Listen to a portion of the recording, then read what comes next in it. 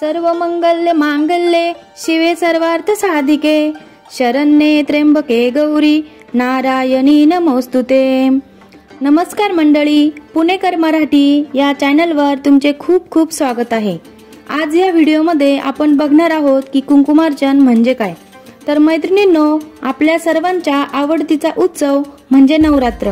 तर या नवरात्रीमध्ये देवीचा टाक किंवा श्रीयंत्रावर कुंकुमार्चन कसे करावे हे आपण बघूयात। आता देवीचा टाक नवरात्रीमध्ये घटी बसवलेला असतो, त्यामुळे आपण श्रीयंत्रावर कुंकुमार्चन करावे।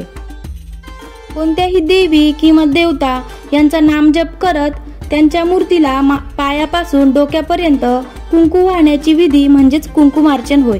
अर्थात देवी देवतांचे कुंकवाने केलेला अभिषेक म्हणजेच कुंकुमार्चन।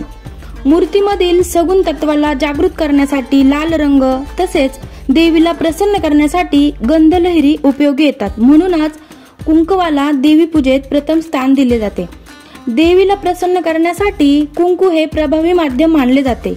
जागृत मूर्तीतील शक्ती तत्व कुंकवात येते। हे कुंकू आपण लावल्यानंतर आपल्याला ही दैवी शक्ती मिळते। घरामध्ये मंत्र उच्चार पूजा वाद्यांचे आवाज यामुळे नकारात्मकता जाऊन सकारात्मकता येते, मनामध्ये प्रसन्नता येते। तर मैत्रिणींनो, आपण बघूयात की कुंकुमार्चन कधी करावे। कुंकुमार्चन नवरात्रीत, गुरुपुष्यामृत योग, पौर्णिमा, अमावस्या, लक्ष्मीपूजन, मंगळवार, शुक्रवार अशा विशिष्ट दिवशी कुंकुमार्चन करावे। अथवा घरात नवीन देवीची मूर्ती आणली असता सुरुवातीला एकदा कुंकुमार्चन जरूर करावे। तर मैत्रिणींनो, आता आपण बघूयात की कुंकुमार्चन पूजा विधी। कामणमध्ये देवीची मूर्ती चांदीचा देवीचा कॉइन घ्यावा। देवी अन्नपूर्णा, दुर्गा देवी, लक्ष्मी देवी किंवा श्रीयंत्र अथवा सुपारी अशी कोणतीही देवीची मूर्ती कुंकुमार्चन करताना चालते। पळीने पाणी घालून शुद्ध करून घ्यावे। देवीचे आवाहन करून पूजन सुरू करावे। लाल किंवा गुलाबी रंगाची फुले देवीला व्हावीत। धूप दीप लावावा। गाईच्या तुपाचा किंवा तिळाच्या तेलाचा दिवा लावावा।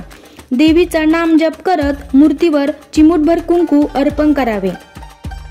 मृगी मुद्रा म्हणजे केवळ अंगठा, अनामिका आणि मधील बोट यांनीच कुंकू घेऊन देवीच्या चरणापासून मस्तकापर्यंत अर्पण करावे।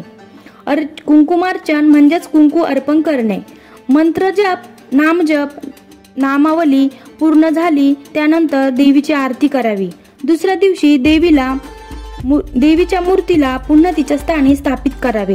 कुंकू एका डब्बीमध्ये भरून ते रोज आपण आपल्या मस्तकावर लावावे। हे कुंकू पुन्हा पूजेमध्ये वापरू नये। कुंकुमार्चन पूजा करताना कुंकू हळदीयुक्त शुद्ध असावे। कुंकुमार्चन 5, 7, 11 अशा सुवासिनी एकत्र येऊन केल्याने वातावरणात प्रसन्नता येते। तर मैत्रिणींनो, कुंकुमार्चन कसे करावे हे तुम्हाला समजलेच असेल। तर भेटूया पुढील व्हिडिओमध्ये।